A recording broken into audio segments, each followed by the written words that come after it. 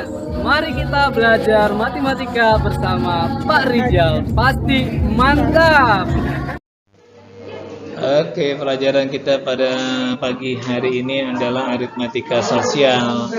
Masih bersama Pak Rizal ya.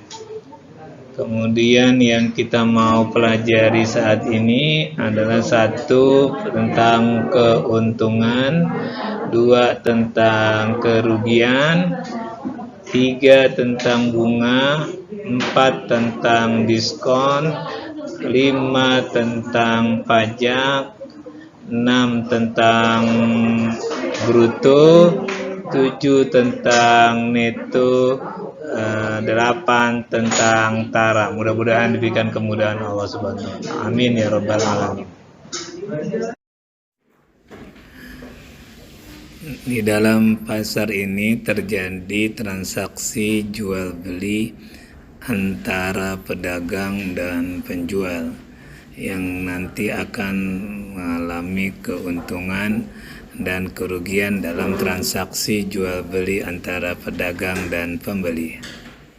Selanjutnya kita mau bahas tentang keuntungan ya. Ini ada warung Bang Jali menjual sabun ya. Ada temanmu yang mau beli sabun cuci. Pasti orang berjualan kepinginnya untung, tidak ada yang kepengen rugi. Nah, sebagai contoh, dia punya modal 100.000, kepengen hasilnya puluhan juta. Gimana caranya tuh ya? Nah, yang dari situ kita bisa katakan keuntungan itu diperoleh apabila harga penjualan lebih besar dari harga pembelian. Nah, kalau dalam matematik kita tulisnya untung sama dengan harga penjualan dikurang harga pembelian.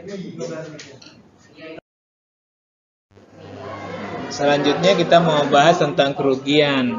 Nah, zaman kita mengalami pandemi COVID-19 ya, ini ada info bahwa Pertamina merugi sampai 11 triliun ya. Nah, sebenarnya rugi itu apa sih? Kerugian itu diperoleh apabila harga penjualan lebih kecil daripada harga pembelian. Nah, kalau dalam matematik kita nulisnya rugi sama dengan harga pembelian dikurang harga penjualan. Kita lihat contoh pertamanya. Kondisi dalam tabel berikut yang menunjukkan keuntungan yang mana? Kita lihat tabelnya ya. Ini ada pemasukan dan ada pengeluaran. Perhatikan pemasukannya berapa, pengeluarannya berapa. Dari pasangan ini mana yang menunjukkan keuntungan? Nah, kita jawab ya. Kita tahu bahwa kalau keuntungan itu diperoleh apabila harga penjualan lebih besar dari harga pembelian. Kita lihat aja yang A, pemasukan, uang yang masuk 700, berarti yang keluar 900.000. Berarti ini rugi ya, bukan untung. Yang B, masuk uangnya 1.100.000, kemudian uangnya keluar 1.100.000. Berarti ini sama, tidak untung, tidak rugi. Yang C, uangnya masuk 2.100.000, uang yang keluar 2 juta. Nah, ini untung nih yang C. Sedangkan yang D, yang masuk 1.450.000, sedangkan yang keluar 1.550.000. Dari pasangan ini berarti yang menunjukkan keuntungan adalah pasangan yang C. Oke, contoh kedua. Ini ada pedagang telur ya. Telur ayam tentunya.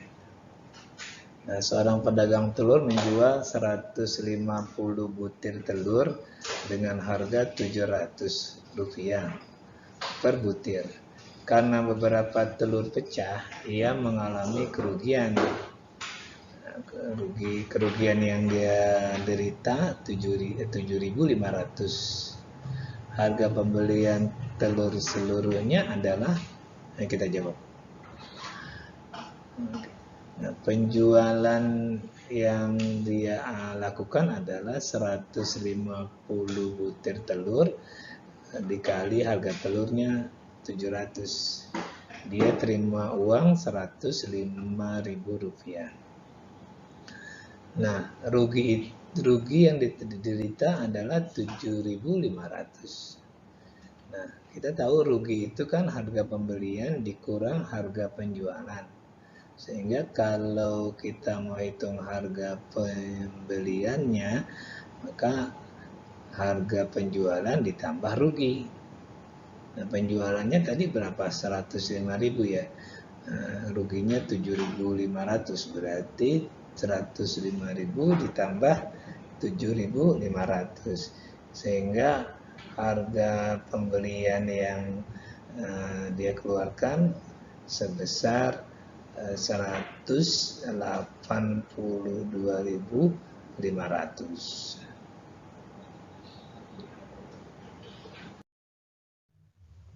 Contoh ketiga, harga 3 kodi pensil adalah Rp105.000. Ini contoh pensilnya ya. Nah, jika pedagang menghendaki untung 6.000 per lusinnya, maka harga jual pensil per batangnya adalah, kita coba jawab ya. Kita tahu satu kodi itu kan 20 buah. Nah, berarti kalau 3 kodi pensil berarti 3 kali 20 sama dengan 60 buah. Nah, untung yang diinginkan adalah 6.000 per lusin. Nah, kalau 3 kodi itu 60 buah kan sama dengan 5 lusin ya. Nah, 5 kali 12 kan 60. Berarti untung yang diinginkan adalah 5 kali 6.000, berarti untung yang diinginkan 30.000. Nah, sekarang kita tahu kan untung itu adalah harga penjualan dikurang harga pembelian. Nah, berarti kalau diminta mencari harga penjualan, berarti harga pembelian ditambah dengan untung.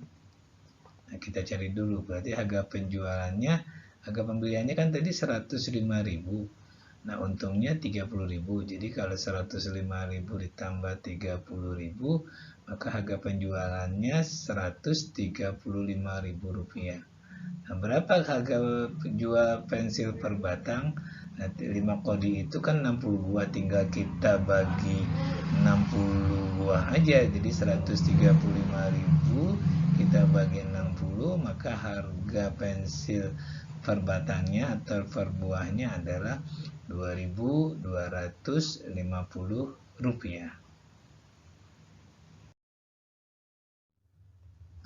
Contoh keempat, ini ada semangkok soto ayam yang dijual Pak D dengan melakukan modal 900.000 ya. Kemudian soto ayam itu dijual tiap porsinya 10.000. Nah, hari itu ia mendapat keuntungan 250.000. Banyak soto ayam yang terjual berapa porsi? Nah, coba kita jawab ya. Nah, harga penjualan itu kan harga pembelian ditambah untung. Sekarang coba kita hitung harga penjualannya, berarti 900.000 ditambah 250.000, berarti dia memperoleh uang pemasukan pada hari itu 1.150.000.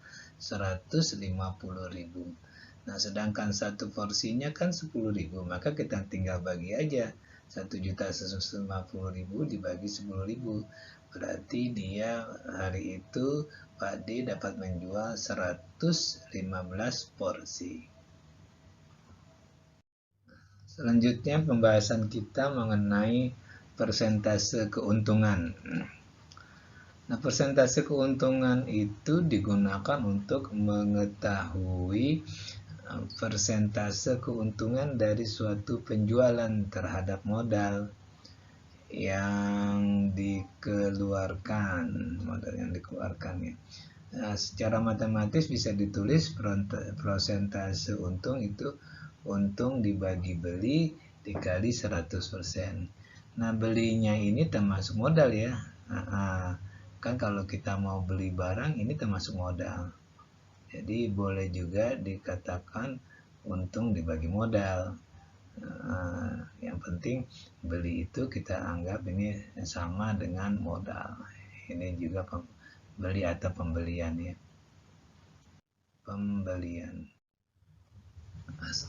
Selanjutnya persentase kerugian ya. Kalau Anda keuntungan ya Anda kerugian. Sama dengan yang tadi, persentase kerugian digunakan untuk mengetahui persentase kerugian dari satu penjualan terhadap modal ya yang dikeluarkan oleh seorang pedagang gitu ya.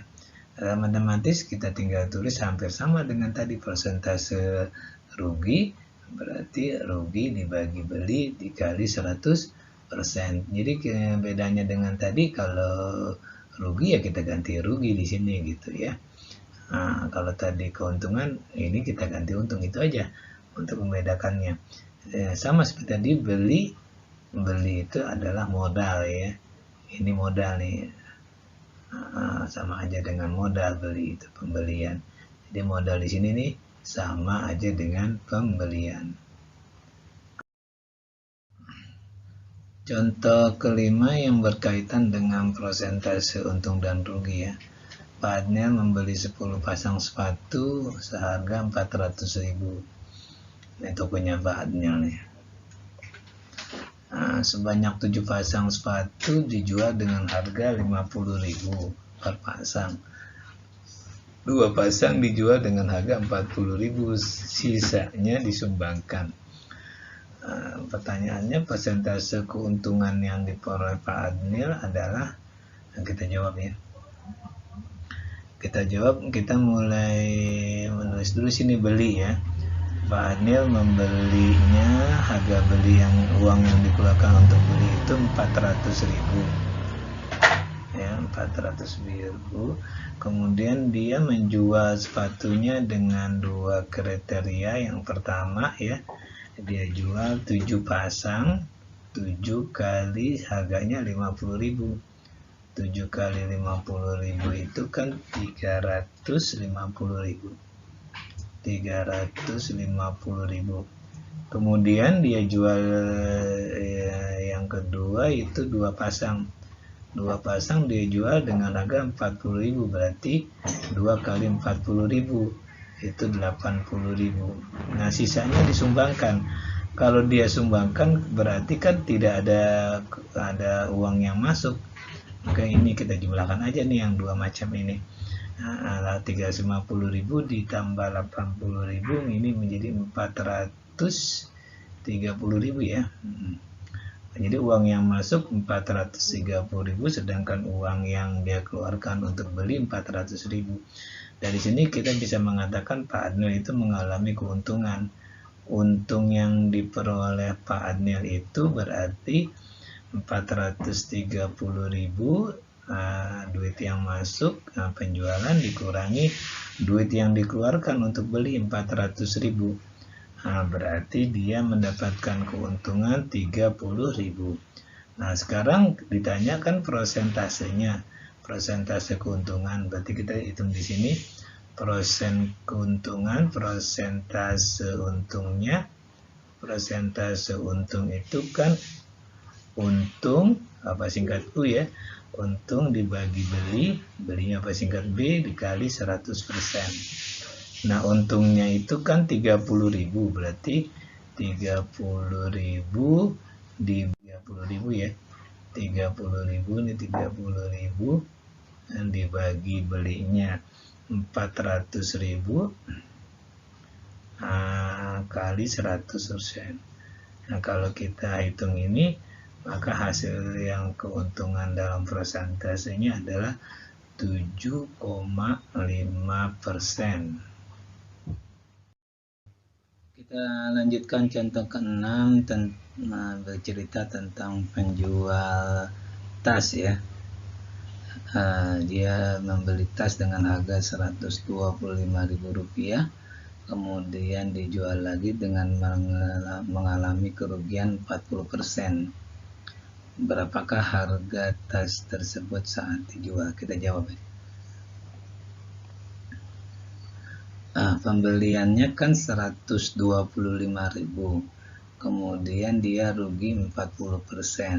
40% kan berarti 40 per 100 dari pembelian, berarti dikali 125.000, itu sekitar 50.000 rupiah.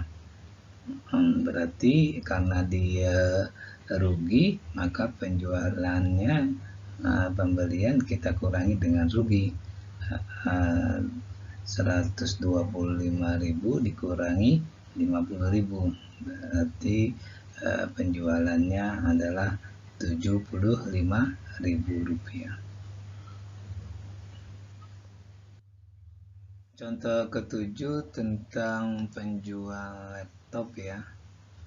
Hari Pak Raffi membeli sebuah laptop, kemudian laptop tersebut dijual kembali dengan harga 5 juta rupiah. Dari hasil penjualan tersebut, ternyata Pak Raffi memperoleh keuntungan sebesar 25%. Maka harga pembelian laptop tersebut adalah, kita coba hitung ya. Penjualan laptopnya kan 5 juta rupiah. Dari itu dia mendapatkan untung 25%. Nah, berarti kan penjualannya kan berarti 125% dari pembelian. Dari mana 125% itu adalah 100% ditambah 25%. Karena kenapa ditambah? Karena untung, berarti bertambah.